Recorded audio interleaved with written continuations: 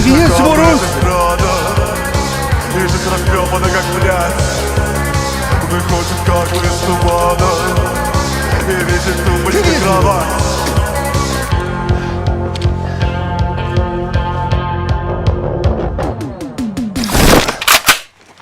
Wait, no, what is he doing here? Dude, I had to babysit him. You had to babysit him? I had to babysit him. No, he's already mic'd up. How did he get a mic? My mom said I could play as long as I'm home before the streetlights. Come on! We know how this went last time in the 723 video. He follows me, man.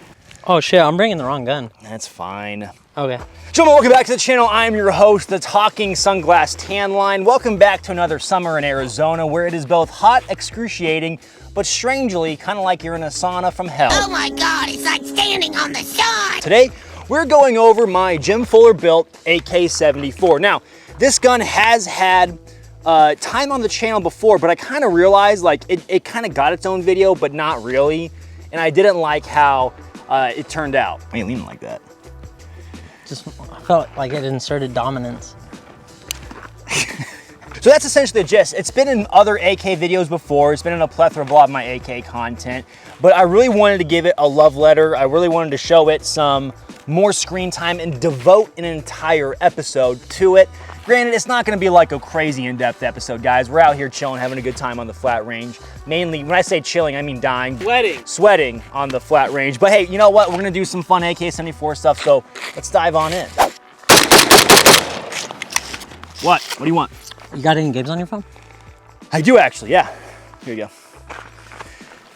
Speaking of games, gentlemen, this video is gonna be sponsored by Arena Breakout. If you have a little cousin or a little brother that needs to be distracted, or you yourself are a firearms enthusiast, then Arena Breakout may be a great choice for you. So if you're a big fan of Escape from Tarkov, this game may be for you. It's one of the more exciting tactical shooters on the mobile platform. Thanks to Arena Breakout for the early access.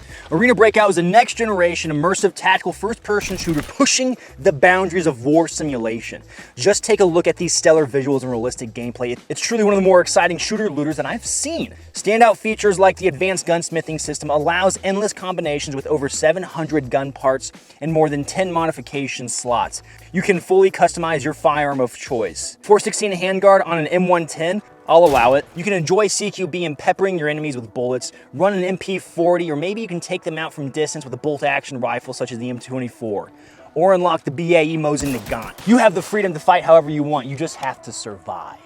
Reach the extraction point to escape the combat area for a chance to strike it rich, but be prepared to fight for your life. In Arena Breakout, you can go beyond missions and grow your wealth through open market trading, make smart investments, seize opportunities, and watch your fortune soar. Exciting, isn't it? Well, Arena Breakout is now available for download on Google Play and the App Store. Click the link in the video's description to download the game today. Make sure to follow Arena Breakout's official channels for more updates and announcements. Trust me, gentlemen, this is a game you won't want to miss. Fitting sponsor, my liege. Yes, indeed. Now, gentlemen, so what we're going to do, we're going to go over the gun real quick. So this is a AK-74 built out by Jim Fuller. Now, if you're unfamiliar with who Jim Fuller is, do you know who Jim Fuller is? Travis Haley's dad.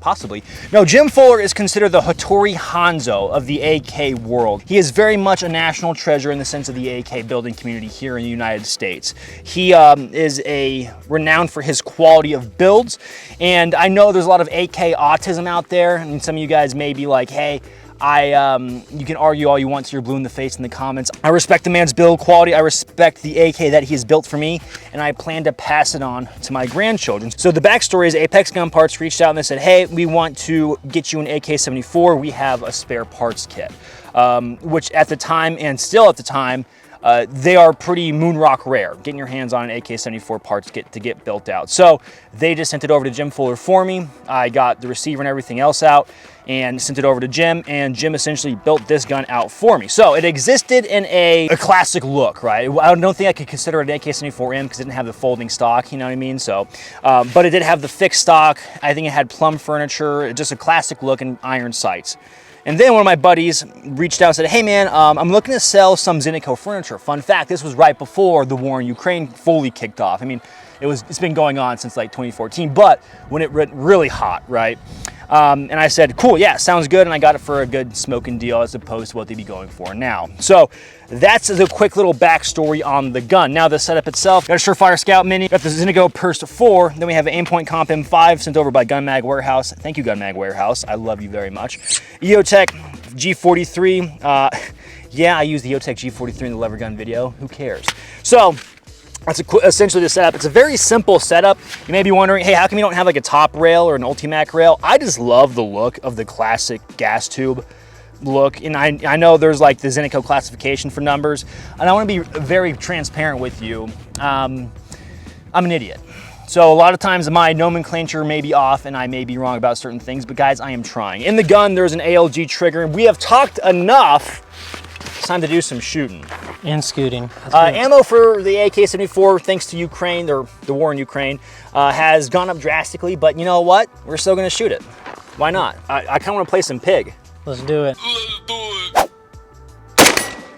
All right, so that trick, you're gonna go right hand shooting, left hand shoulder, you have to use your left eye. Holy crap. I use my left eye, right? You're wearing glasses, I don't know. You have to use your left eye. I use my left eye. Shit! My boy's got a pee. We'll go one leg, one arm, hand behind your back, balance test. Here, you have to be on the rock too. The RSOs are gonna love this. Ah! Notice his heels are to the deck. Very nice. Oh, I love you, Al.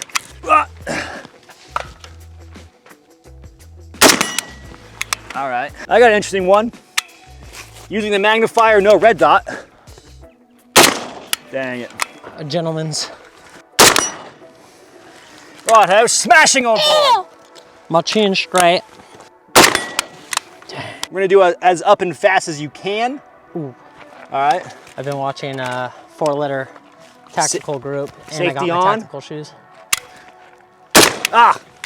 I went too fast. Beep.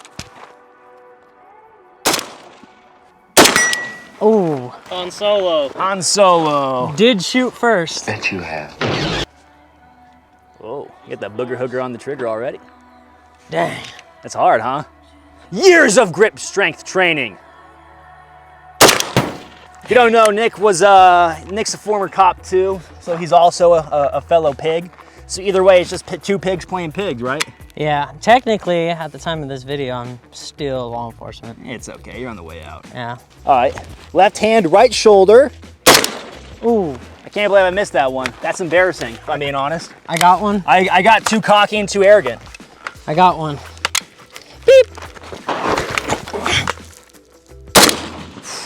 Thank goodness, that was gonna hurt my booty.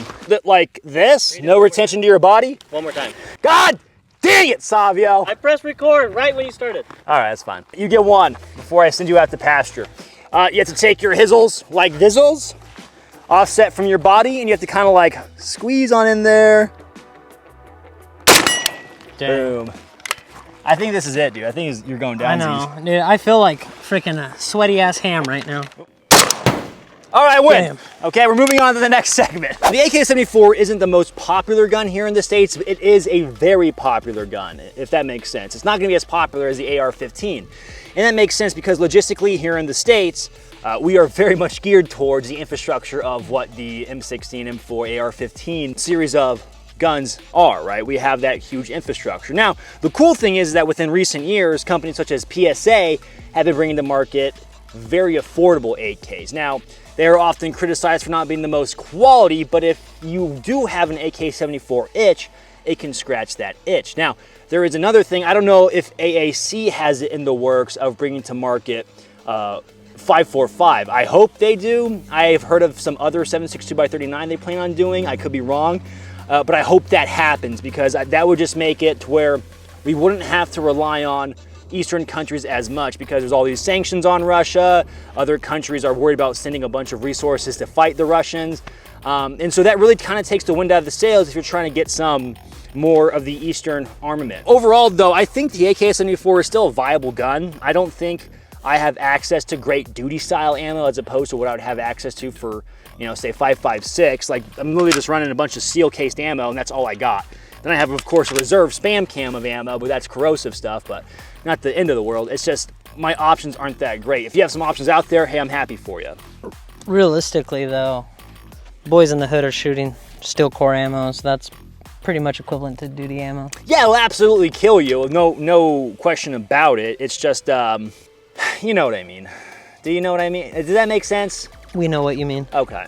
Now, another thing about the AK-74 that I don't love is how unmodular it is. So I had to throw all this furniture on to make it make it more into this century, essentially, because before it'll have the fixed stock iron sights and not a lot of scalability as far as attachments go. So, of course, that's just with the AK platform, though. It's like if you've been a gun guy around for 20 seconds or play any video games, you, of course, know that. That's for my guys in the crowd that are brand new. So, there is that. Of course, we're going to do a Bill Jewel, named after my favorite buffalo sauce. Savio, the shot timer's still broken. I haven't ordered a new one. Please do the timer in the video. Nick, call it out for me. Shooter ready? Yep. Beep. Okay, 6 shots. Weird little grouping. Savio with me. Atreides with me. Shooter ready. Stand by. Ready? Beep. One more. Beep. 6 rounds. Okay, let's see Nick's results. Ah! Nick, what happened? I dropped out of high school, so math's not my strong suit, or counting. Okay, it's okay. You did get slaughtered in the time.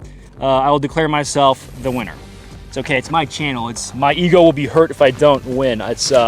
I have a fragile sense of masculinity. It's why I love guns so much. Now, I said earlier that AK-74s weren't that popular, or they aren't the most popular gun in the States compared to like an AR-15, but they are still rather popular. They've been used a lot by the criminal elements, I would say, especially like in that mid-2000s era. I know of several instances of AKs being used, here in Arizona, especially in the 5.45 caliber, involved in shootings with police. And it's a really interesting thing. And I think one of the reasons why in my head is that during that time period, AK-74s were super cheap, and all the stuff to go along with them, the ammo, all super cheap. So criminal elements wanting to get their hands on the gun wouldn't have to shell out for, say, way more expensive firearms. I could agree with that from like a logistical standpoint, but I could also see where music has actually influenced the culture too. I could see that too. Yeah, so that's If the day does not require an AK, then it is good. Thus saith the Ice Cube. There is something to be said about running an AK.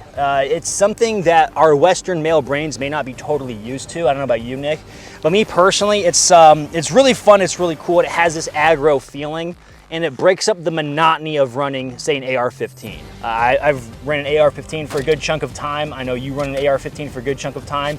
We both got paid to run AR-15s. And it's getting outside of that AR-15 world when you first get into AKs is kind of exciting. It's kind of a really good time. And then you discover the AK crowd. And then you get kind of scared because the AK crowd is a whole new level of autism. The AR-15 crowd is autistic, on the extreme end, but like on the average end of the AK crowd is like there's some heavy autism coming in off the rip. It's definitely the weird guy in the school bus. So. Yeah, and of course I will befriend them because I want you on my team, and I am one of the weird guys, so it's fine. Do another game. We're gonna do 1-on-1s as fast as we can. Got ears? You good? See. Make sure you buckle that chin strap.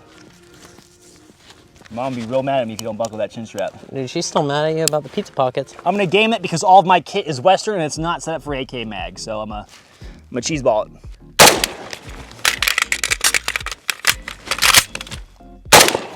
All right, 2 A zones.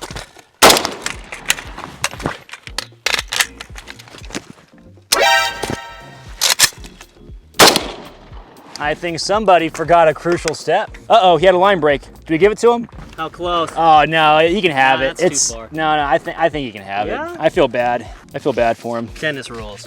Tennis rules. We're doing one more round each of 1-on-1 because you messed up so bad. Okay, I'm at a tactical disadvantage here. Yeah, I know. Shooter ready. Ready. Beep.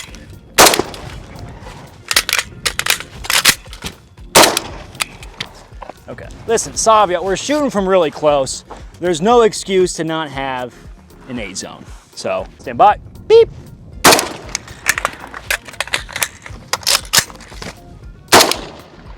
Nice, 2 A zones. All right, moving on. Now on a more serious note and a little bit of a darker tone, it has been interesting seeing AK-74s being so widely used, and it's not a to no surprise thing. It is to seeing how they are being used in the war in Ukraine, right? So what I mean by this is there is this like conception in American gunfighting about like speed and manipulating the gun really fast and all these tac speed reloads that make it an easy sell for instructors. And then a lot of the footage I'm seeing when it comes out of Ukraine, I see like when they're fighting, it's just like a slog. It's not like these guys are ripping off these speed reloads as fast as they can.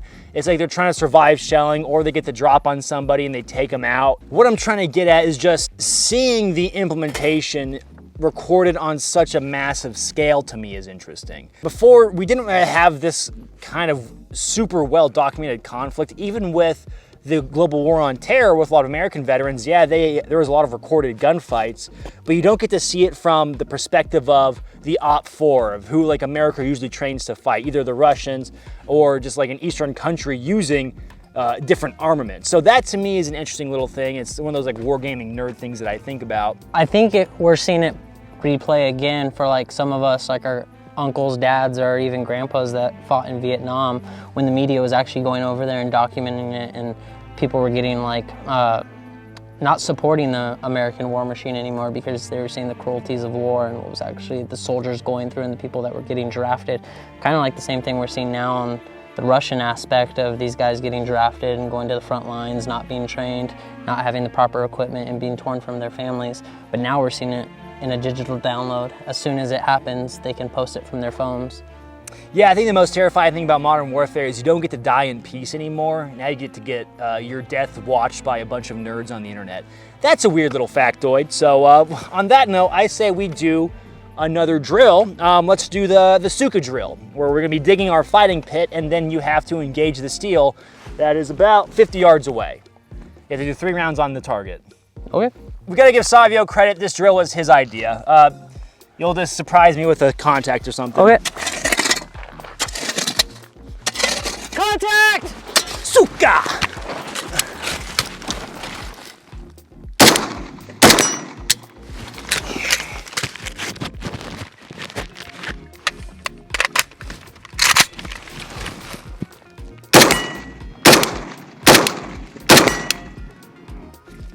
Weird. Shouldn't have missed that many rounds. That's embarrassing. I was a Lance Corporal once, so this is how we do it.